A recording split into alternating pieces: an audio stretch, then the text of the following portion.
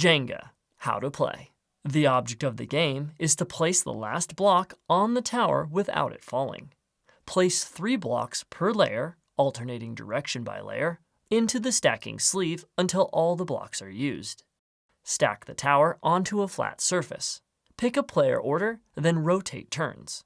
On your turn, you must use one hand to remove a single block from anywhere below the highest completed layer in the tower.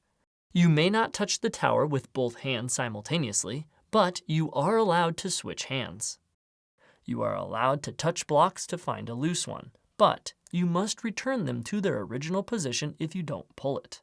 After pulling a block, place that block on top of the tower, completing the current layer before forming a new one, being sure to alternate directions.